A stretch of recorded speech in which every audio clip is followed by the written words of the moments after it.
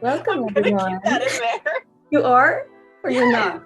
Oh, Of course I am. No, I mean, it's not like the audio people will know, but the YouTube. the YouTube people will know. YouTube people will know. Check out our YouTube if you want to know and you're only listening through audio. Hello, everyone. Welcome back to our Earth 118 podcast. It is I, Vivian, here with Jasmine. So Regal, it is I. Oh my God, Regal. The queen. I'm sorry. Different podcast. Different podcast. I apologize for the chaotic energy today. Vivian is out of town, and so thusly the only time that she could record was great for her, like 10 o'clock in the morning for her, but for me, bump butt crack of the devil's asshole, I guess. Yay, 3 hour time difference. Huzzah. 2 hours. It's 3, isn't it? Oh no, you're in Chicago. In Chicago, we got that Chicago pizza. Anyway, She-Hulk. She-Hulk episode 4, which, you know what? This episode, I think, is my favorite so far. It's funny. I was gonna say that too. I was truly gonna say that. Sorry, I have to move my flowers because they're in the way of my mic. I was gonna say that She-Hulk episode 4 was my favorite as well. And then I started researching. And it's crazy because I'll always sit there and be like, oh, this is my favorite episode. There's nothing that's going to break it down. And there was a few things. Your TikTok, for one. I was going to say, I feel like you're referencing the whole... It's funny. I wasn't. There's another thing about it that yes, that's part of it's like twofold. So yes, the Mephisto of it all, which of course we're going to get to, but also... I know that there's a lot of negative commentary on She-Hulk as it is, just misogynistic stuff. So I've tried to push that to the side. However, I do follow a couple of other female podcasts, and one in particular was very adamant on the fact that this episode, and really the subsequent episodes beforehand, She-Hulk has no plot. It's just all Tinder. It's just all, like, I guess the best way to describe it is there's no overarching purpose to this show. It's just one-off episodes that have no substance to them. And it's like, yeah, fun things happen in the episodes, but as a whole, like, is it enough to really be considered substance? You know? And I'm not saying that I agree with them, but it is thought-provoking. And it did make me have to reevaluate, and I think I will by the end of our diatribe, I will tell you what my new ranking of the episode is, because right now it's kind of up in the air. Yeah, I don't know if you remember when our first episode, I kind of made absolutely not, I don't. Right, it was so long ago. But I made a similar comment of like, I would still like to know where the show is going, and you showed concern because you're like, well, you've seen 4 episodes. Why are you saying that after having 4 episodes? And it's not that I'm not enjoying the episodes at all, because each episode I feel like it's very fun. There's different elements in it that I think are like funny. So I'm enjoying it, but I'm still on that road of here's my true thing. I think that She-Hulk, and I've only seen 4 episodes. Now we've all caught up now.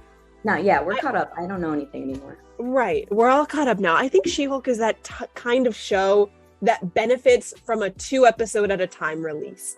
I don't think that 1 episode is enough for you to feel grounded in what the show really is. And I think releasing 2 episodes not only takes you on a journey, but it makes those ending beats worth more, in my opinion, at least. But I kind of agree. I don't feel like, because, oh my God. And this episode, this prior episode, episode 4, which is titled, because I definitely prepped this beforehand, is this not real magic? Which makes sense.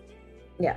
I feel like this is the first episode where that, what do you call it? Not buddy cop, but that situational lawyery type show finally came in, because I thought that that's what this show was going to be, a bunch of one-off episodes, and kind of.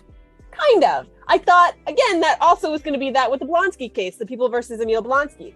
I thought that's what that was going to be, but then we threw in, like, past Hulk and, like, the jokey Edward Norton, like, all this kind of, like, silliness.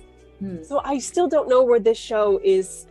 I don't know what the show is. The structure. So I'm going to pull this up.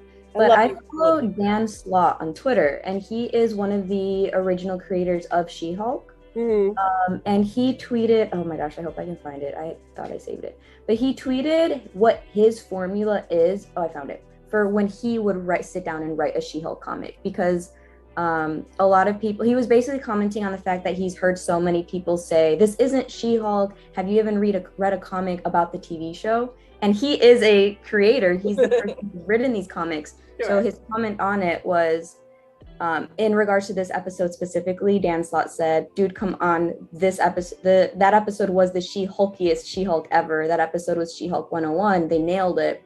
This is how most of my issues read. And so this is what a typical She-Hulk comic follows. It's Jen dealing with personal problems. A Marvel guest star needs her legal help. Wacky courtroom antics ensue. Jen's problem requires her attention. The legal case leads to superhero action. Jen and the guest star team up. The legal case is solved, end on a soap opera cliffhanger. Which I do think each episode has kind of followed that formula similarly. I don't think so. I think episode 3 started to set that up with Emil. But yeah, like I said, this is the first episode. Episode 4 is the first time we've seen that lawyery kind of sitcom-y thing. But I think that the issue that a lot of people are facing is we have episode 1 and 2, which is more a regular kind of Marvel-y television show, you know. I think that was like introducing her into MCU and her place. And you're not wrong.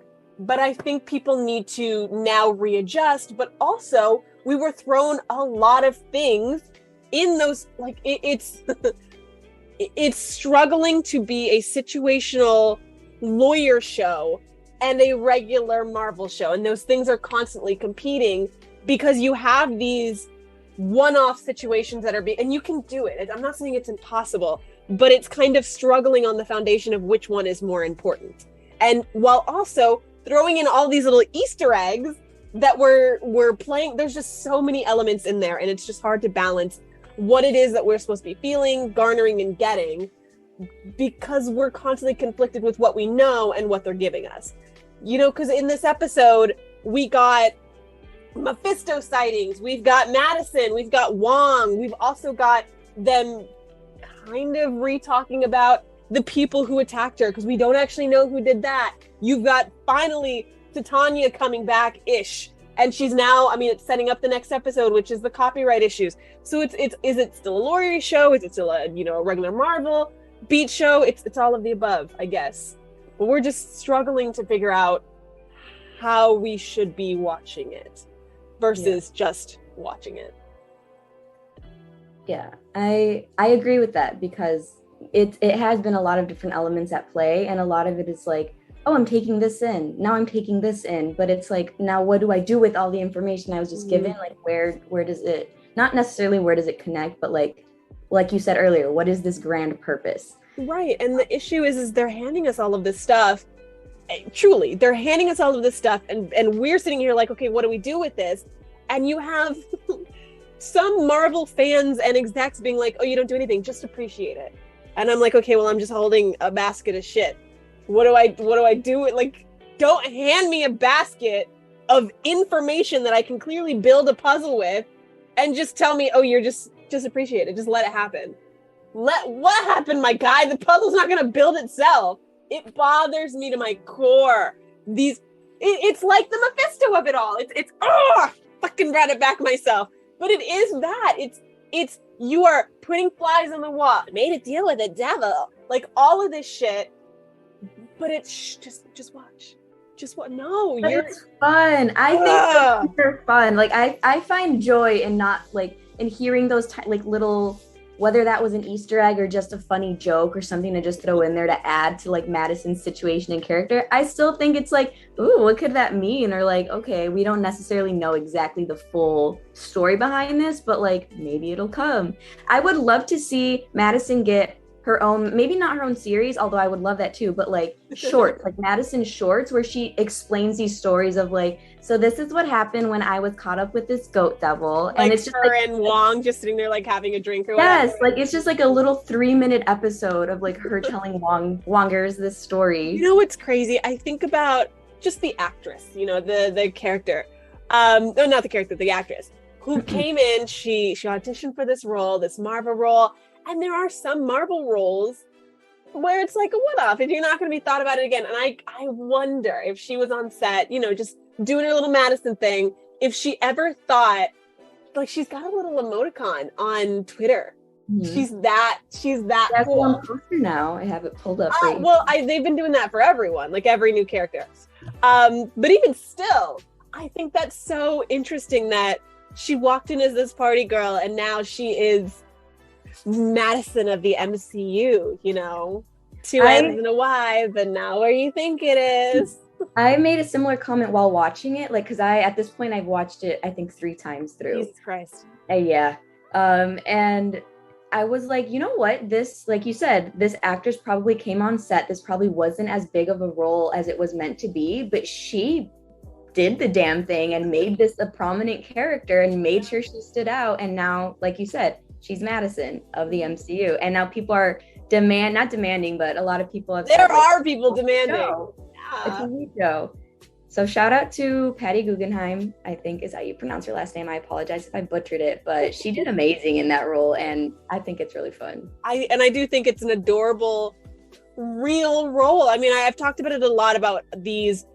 I would love to see real people dealing with this, and I love that it's been 15, almost 20 years now, depending if you're a blipped or not, of people in the MCU who have to deal with like magic, and even having this debate of, what is real magic? You cannot hold, what do you call that? The whole freaking case. You cannot, what the fuck am I saying? Lockdown. Basically, you can't lock down magic. You cannot, yes, that whole, the whole Wong's whole argument. You cannot, there's a word. It's, Own kind of, but it's what the court case is. Yes, but that it's Madisynn has been around magic, real or mystical, her entire existence at this point, or at least enough of her existence to where she can have a drink and feel comfy walking into the fire hole. It's just another day for these characters, and I love that. I think that's probably what made this my most exciting episode for me, because I saw real people dealing with heroes and superheroes and the consequences therein. Which I thought of you too, because I was like, you know what, this show that Jasmine keeps saying would be great, of seeing the real people of the MCU like go through, maneuver this world. I feel like Madisynn would be such a good transition to a TV show like that. Like, have her be the first episode and then we see other people throughout different seasons. I want that. I want it so bad. I do. I think we just have to start on TikTok. You just got to start little TikTok videos of like everyday people. And then speaking of the show, the fire hole she walked through. So we have Donnie Blaze, this magician character, not an actual mystic arts, But he is, but he's not trained. He's not well practiced. Yes. So he's turned into this David Blaine like ripoff in the MCU. A lot of people, which I actually didn't catch because I'm not too educated on Ghost Rider, but I guess Ghost Rider is Johnny Blaze. And so a lot of people were wondering whether or not Donnie Blaze was the introduction of Ghost Rider, if this was a new version of him, if they were doing with the name. Yeah, I was like, I feel like this is just that for me is a David Blaine, like the DB magician joke. Yes. But that is interesting how they chose to choose a name that was so similar to an existing MCU character. No, it's not. It's a play off of the That's not fair. Like, there's only so many punny names for a guy whose head lights up on fire, okay? No. Come on. No. So no Ghost Rider. No Ghost Rider. Let's please, can we just one fucking thing at a time, bro? You got Mephisto. Can we just leave it at that? So then who do you think the goat was? Who did she give her 6 drops of blood to? I don't care. It's not relevant. Anyone. And she may have given it to one of the little flying bats. Like, who gives a fuck? It's not Madisynn's show yet. It was Wongers. Okay? This was all about Wongers. And I think it's cute but it also could have just been a drunk slur. You know, she may have given her blood to a wall for all we knew. We don't know. We don't know. We don't know. I do think, I'm not going to lie, I watched this episode. I never once thought Mephisto, or I wasn't It could have been Wanda for all we fucking know. Like, actually, that is what I assumed at first. I thought she came from, oh my God. Comatage? I thought she came from Comatage because of, you can see the background and it looks like what we saw in Doctor Strange Multiverse of Madness. I was going to say that about was it this episode? Last episode. Maybe the first time. Did I say that?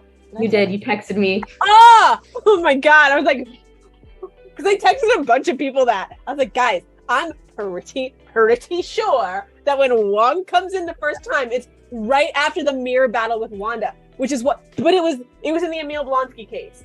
It's why he was late. He's late to the courtroom. He's late to the courtroom because he was dealing with Wanda. He was fighting Wanda, and because when he like does his little hand wavy thing in the background, it looks. But then again, it's the same. That's his room, you know. Yeah. Anyway. I thought about that, and I was like, when you sent me that text, I think I was half asleep, to be honest. Everyone was. I sent that at like 2 a.m. in the morning. I was drunk myself, and I sent that text. I was like, I was watching it at like midnight. I was like, oh. I have to tell everyone. I know you. I was like, I woke up to that, and I'm like, what was she doing awake? But I was everything. That's what I was. I watched Multiverse of Madness on my flight, and trying to connect the dots there because I'm like, okay, if he did show up in that court case, when would it happen? But it just doesn't make sense. It makes sense. When would he have had the time? That's it. Tied up. And then when they got up to the actual where the ruins are, like I almost said the name of my friend Taja, Kamertaj. When they were up there, or not that, when they got to where the whole Wanda's temple happened, she literally threw him off the mountain. He didn't have time to come watch Sopranos with Madisynn. You don't know that. So maybe Wong has time for everything. Interweave, but I feel like Wongers had too much going on. I do believe that after the mirror battle, there was time. He did the mirror battle. He came over and was like, I'm so sorry I'm late. I gotta go. And then after he came back, all that stuff happened. But he didn't drink. I don't think he drank because all of the multiverse stuff happened in like 3 days. That was all very quick stuff. Mm-hmm. So and the She-Hulk stuff is over like, a week and a half. So it's plenty of time for him to deal with the Wanda crisis and then come over and watch some Sopranos after he's done teaching the kiddies. Madisynn's there, best friendo. It's great. You know what? If that's the case, then I would love to know Wong's secret to like stress. Time management. He seems so stress-free watching the Sopranos. Madisynn. He's got his goat milk or yak milk. They're drinking some. I was gonna say Midoriyan yak, but that is nasty. That's like the green and the white. No, gross. With some rum chata, maybe some rum chata and yak's milk. Yum yum. Yum yum. Well, you know what? Even prior to Madisynn, he was like jamming, ready to sit down on his couch, put on an episode. It's like, how are you that chill, knowing that there's this devil witch walking around? I was gonna sit there and be like, I wonder how he even gets signal up on that mountain. But he's watch the show, right? Well, he's a master of the mystic arts. He probably doesn't need. He just waves his hands and it's there. He's got mystic art privilege. Okay, so where do you think the episode is going to go from here? Well, they dropped a new trailer for the show, so we know Matt Murdock is on his way. Yes. And they kind of set up the last second of the episode. You said that, and my brain, because we all have these intrusive thoughts. You said Matt Murdock is on the way, and I said I doubt it. And then my mind did a whole flip of, I bet we're not even going to see Tatiana or Titania and Matt Murdock till the very last episode. There's no way, because what do you mean? They showed Tanya. What the fuck can I say? Titania. Fine. The fucking fairy witch. They showed the Queen of the Fairies. They showed the Queen of the Fairies in the very end of the first episode to act as if she were a major player, which she is. I mean, they got her doing promos in Hollywood. And she's not even in this show. Look, I feel like, okay, Titania, maybe we won't see for, I'm going to say another 2 episodes, but. That's wild. That would be episode 6. That'd be the downhill slope of this fucking season. That's some major Tate behavior. I'm so sorry. I feel like this will go one of 2 ways. It's either going to be next episode we get Matt Murdock because it's very clear that Jen needs a really good lawyer at the end of episode 4. Oh, and you're right. She does need a lawyer. She does because she has the whole trademark thing. So who is she going to go to? She can't be her own lawyer. She's going to go to Matt Murdock, the next best thing in the MCU. We're not going to see him till at least the Like, I think this next episode, in my opinion, I'm so sorry to cut you off, but I think I would agree. Yes, she's going to need Matt Murdock, but I promise you, I hope that episode 5 is going to be, I need a lawyer. Who am I going to find? So it's the whole episode is, oh, I need. And then episode 6 will be, I have. And then Tatiana can come back in episode 7 because now we have to fight. So the main villain wouldn't next episode go find Titania and confront her and be like, what's going on? Why are you trademarking? I think that'd be great. I think that'd be wonderful. But I could also see them being like, her just fighting in the media. You know, like her trying to get to Fairy Queen and like something stops her. And then she's just fighting via the media. Like she doesn't actually see her. Yeah.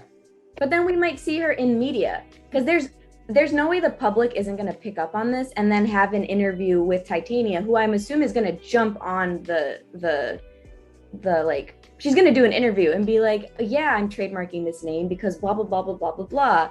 So at least we'd see her in the media, but that would still be her in the episode. Yeah.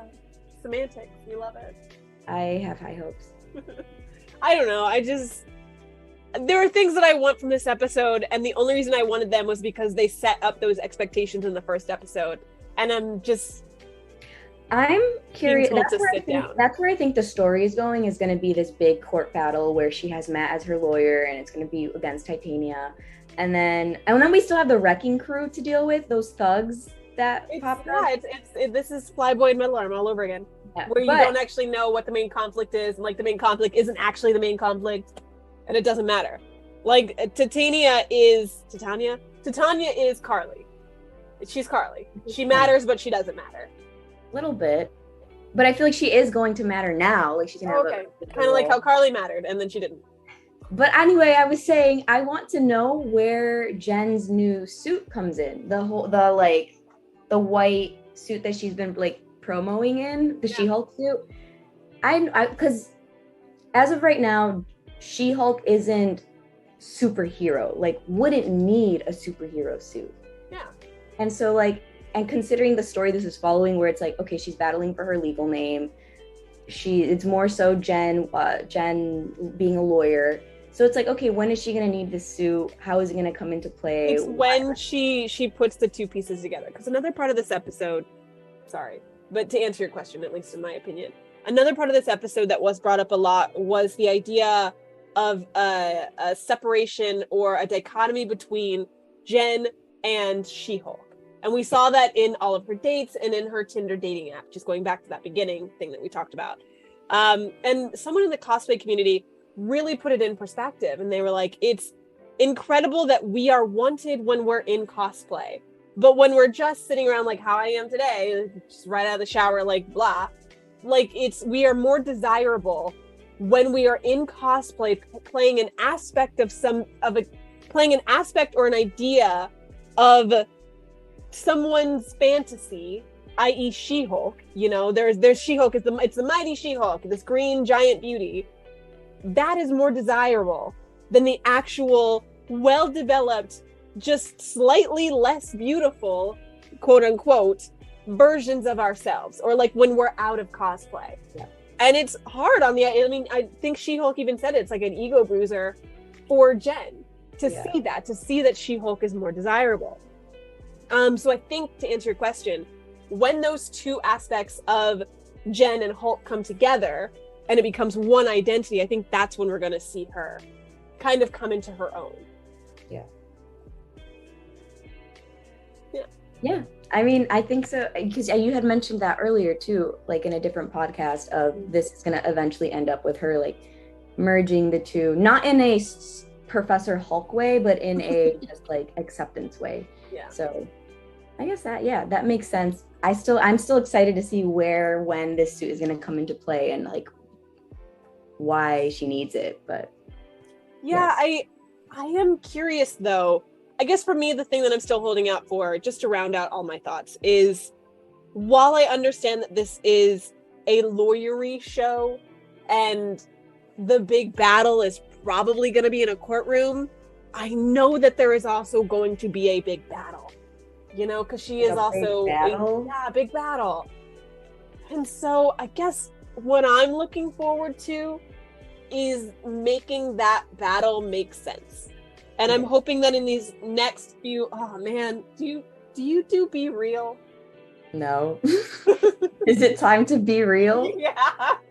Let's be real. I'm going to be real in the middle of this podcast as we're wrapping it up. You're free to say your thoughts while I do this. I just need like 30 seconds. Sorry. Okay. Oh, wait. Let me. There we go. We've just been real. We've just been real. Yeah, no, I haven't downloaded it. I'm late on the bandwagon. That's okay. But Be Real, if you'd like a sponsor. Hey, Be Real, sponsor us. Sponsor. No, yeah. Well, I mean, I lost my train of thought because you were talking. I'm so sorry. All I mean to say is I hope that there is a big battle. I hope that there's a big battle, and I hope that there's a reason for the big battle. Yeah, and I'm sure, I mean, I feel like we already had a mini one in the courtroom that was more so fighting, and it was Titania versus She-Hulk. So maybe they will have their second go at it towards the end of the episode, or we'll have the Wrecking Crew come back and we'll see everything come together with that. Yeah. Maybe we'll find out who their big boss is. Maybe it's the girl from the second episode that's actually her arch. Yes, she's still supposed to be in this too. So I think there's a lot of loose strings right now, but I'm eager to see how they're all going to tie together, as I have been with all the other TV shows. Agreed. Yeah, that's all I've got. Those are my hopes, dreams, and expectations. So. And now that I'm wait. What is your quote of the episode? Oh, we already know. I think we already know what it is. No, I'm asking. It is from our queen, Madisynn. It's spelled Madisynn with 2 N's and an Y, but it's not what you think it is. That was literally my favorite thing from this whole. Okay, fair enough. That's my quote of the day. If you guys have one, anything you resonated with, then please drop a comment, let us know, because I would love to read those. I think mine is probably just it being an ego bruiser. You know, that's going to be a real ego bruiser. Because it is. It's like, that's happened to me before, where you put like your normal photos on your dating app, and then you put like, I put all my, like I did that once. I think when I went to, where did I go? Paris, I did that. I put like my normal photos first, and then like wasn't garnering anything. And then I put like all my movie premiere red carpet photos up, and it was like, so. And then suddenly people are interested, which I think, again, this show made a good commentary on that. I didn't even cross my mind as a cosplayer to make that connection, but that is so true. And just, I'm glad someone was able to resonate with that and pointed out that that's an actual struggle too. Like, not even for someone who, like a Hulk that isn't real, but it still translates into real life for these people who are cosplayers and do this for a living and do it for fun. Like, it's an ego bruiser. It's an ego bruiser.